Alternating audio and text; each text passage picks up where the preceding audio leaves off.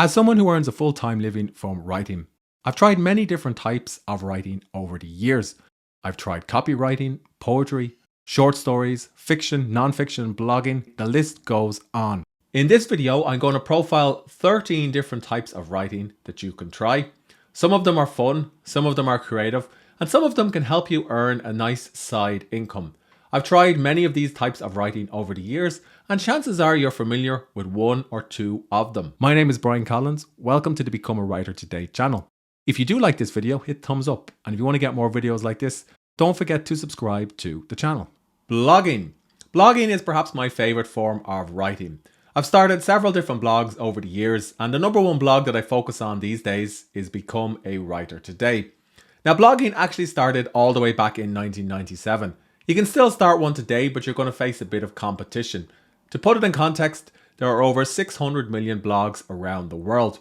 However, if you start a blog and you write about topics that your audience is interested in, and not just about your day, and if you also optimize these topics so they rank in Google search results, you stand a far better chance of your blog finding success, attracting readers, and even helping you earn a side income. Just make sure you do it on a self-hosted WordPress blog that you control and not on somebody else's platform. And also, you need to publish helpful or informative content and not just types of diary entries or posts about your day. Expository writing basically describes focusing on providing the facts and research about a specific topic. Basically, in this writing style, you're exploring an idea in detail and expanding on it with some basic factual statements. You could be writing an expository essay, for example. You don't seek to prove a point, persuade, or evoke emotions. Your goal is simply to explain something in an objective and balanced way. Here are a couple of different examples of expository writing, which you're probably already familiar with. Some journalism, how-to manuals, and assembly instructions. For these types of writing, particularly for news journalism and how-to manuals, for these types of writing, particularly for hard news, it would be strange if somebody inserted their opinion outright. And you're certainly not going to find a lot of bias, or at least shouldn't, in how-to manuals and instruction guides. Narrative writing. For narrative writing, you basically tell a story that's 100% truthful, or primarily factual, or a little bit embellished for reader enjoyment, or entirely fiction. That's right, narrative writing basically involves telling stories whether they're truth or fiction. It's a great opportunity for you to express your imagination. Popular examples of the narrative style include biographies and autobiographies, short stories, which is a type of writing every writer should try, novels, novellas, and even narrative journalism, which is a bit different to hard news. The journalist Hunter S. Thompson popularized this type of writing in his articles and essays, which I recommend you check out. And his journalism often reads like a novel, more so than a news story. Persuasive writing. When you're writing a persuasive essay, your goal is to convince the reader to agree with you. And you're going to do it through strategic argumentation. You're going to employ various techniques like presenting supporting evidence, laying out the points in logical order, and generating buy-in from readers. You might even use some of your storytelling skills. Examples of persuasive writing include cover letters, because you want somebody to hire you, letters of recommendation, because you want somebody to hire someone else, business proposals, persuasive essays, social media posts, and some types of journalism. Politicians and leaders use persuasive writing a lot. Perhaps the most famous contemporary example is Barack Obama's book, The Audacity of Hope. Descriptive writing is a type of writing that you can employ for lots of different styles.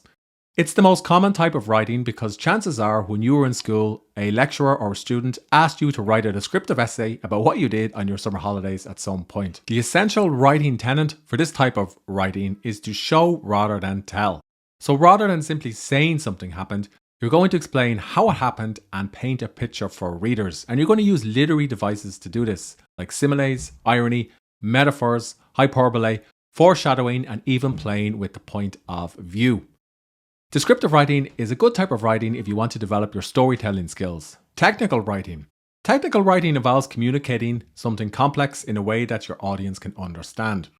To succeed as a technical writer, you're going to need to have in-depth knowledge of the topic you're explaining and an understanding of your audience's level of expertise. There's no room for personal opinion here. You're simply explaining a topic or concept step by step or logically. Examples of technical writing include research papers, legal documents, some textbooks, white papers, academic writing, medical journals, and even technical documentation. Several years ago, I applied to become a technical writer, but when I saw what was involved, I realised that it was too specific and not creative enough for me. That said, it can pay quite well if you know the area. Diary writing and journaling. Diary writing is a personal form of writing whereby you're going to log personal events from your life and write about your emotions. If you think you might be famous someday, then perhaps keeping diaries could be a good way to have material for that future bestseller.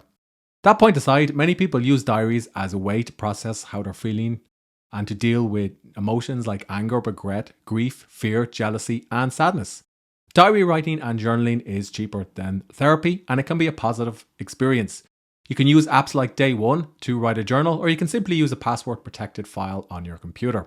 Some famous journals from history include the Diary of Anne Frank, and also diaries by Leonardo da Vinci, Charles Darwin, and Marie Curie. Now here, her notebooks are still radioactive. Business writing. Business writing is a commonly misunderstood type of writing. Many people consider this type of writing as stuffy and formal, but it's actually quite stimulating and it can be well paying too. So if you're a business writer, you may follow a company's style guide and take some notes that an executive or a CEO has given you and turn that into some sort of writing that the internal team can consume. For example, you might put together the values for a company in a type of presentation or pitch deck or even a company manifesto. Copywriting. Copywriting basically describes using words to sell products and services to a target audience. A copywriter basically produces the copy or the words that you'll see on web pages, sales pages, and even email funnels. Their job is to convince readers to act, for example, opting in for a lead magnet with their email address to take out a trial to buy a product. And a copywriter can branch into related areas like social media and content writing. Good copywriters can earn high 5 and even 6 figures annually by providing these services to companies or clients. Basically, if you're a copywriter, you're in the business of holding people's attention. And that's actually a valuable skill to learn if you're writing online or blogging, because understanding a basic copywriting formula can help you with your articles and your blog posts. I worked as a copywriter for several years, and it's a fantastic way to earn good money from the written word, while also learning what it takes to write online and to convince your readers to act. It's one part creative and one part scientific. Content writing. Content writing is similar to copywriting. Basically, a content writer produces the blog posts, articles, ebooks, and guides for a company, or a business, or an online or niche website. They might even write up YouTube scripts and social media posts. They typically charge clients on a per word rate that ranges between 4 and 10 cents depending on the topic and the complexity and the length of the article in question. Content writing has become a lot more popular over the years because many online businesses need content to get traffic and get clients. So they turn to content writers. A well-run niche or niche website will publish a set amount of SEO optimized articles each month to increase traffic and revenue.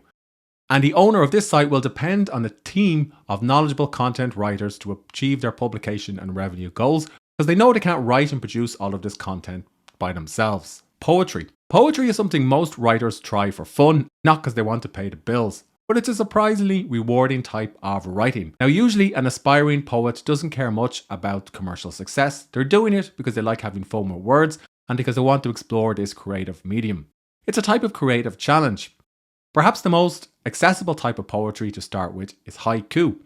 It's basically a Japanese form of poetry whereby the first line contains 5 syllables, the second 7, and the third 5. This ancient haiku by Japanese poet Matsu Basho is a great example. Haiku is only one form of poetry to explore. I'd recommend taking the Billy Collins Teaches Poetry course on Masterclass if you want to learn more about this discipline and buying some of the best poetry books. Critical writing. Critic basically considers a form of popular media and analyzes it for a general audience. The most obvious example is, of course, a film critic who watches a film and explains it in newspaper articles or online if readers should spend their time and their weekends watching it. It's often subjective rather than objective in that it's written from the reviewer's point of view. It's not really factual. And remember, one person's art could be another person's trash. Writing reviews requires deep knowledge and an understanding of the topic or medium in question if you want to be taken seriously, or if not, an ability to entertain readers with your point of view and put downs. You'll find many forms of critical writing, including film reviews, game reviews, music reviews, art reviews, and so on. I actually worked as a games reviewer for several years. Didn't pay very well, but it was a great way for me to get free games that I was able to enjoy and then write short reviews about. And I only stopped when I grew out of playing video games. Scientific writing. Scientific writing basically describes writing literature reviews, papers for peer-reviewed journals, and even grant proposals. You're going to read all of the prevailing literature about a topic, review current thinking, and then provide a synopsis and evaluation. And you're going to have to back up your arguments or points with evidence and citations. You're going to need to demonstrate precision, clarity, and objectivity, because people will call you out in your field if you don't. Typically, you're writing for an expert audience who already understands the topic. So that way, you don't need to make the same assumptions whereby you need to explain every single concept and term to your readers. But it's still best to understand how to communicate clearly and concisely. Travel writing. Travel writing basically describes writing about your experiences while visiting a country, city, or location. It sounds like a glamorous profession because you get paid to go on holidays. A couple of years ago, I worked with a well-known travel writer in Ireland. He described going to a luxury 5-star hotel. He walked straight up to the reception desk. He told him who he was, and he asked to see the best suite in the hotel. He went up to the suite, walked around, and walked straight back out. Basically, he was in this hotel to see what it looked like and not to enjoy it. In other words, he wasn't there on holidays. He also said that travel writers have very little free time and are often working under strict deadlines because they need to cram as much as possible into a really short trip.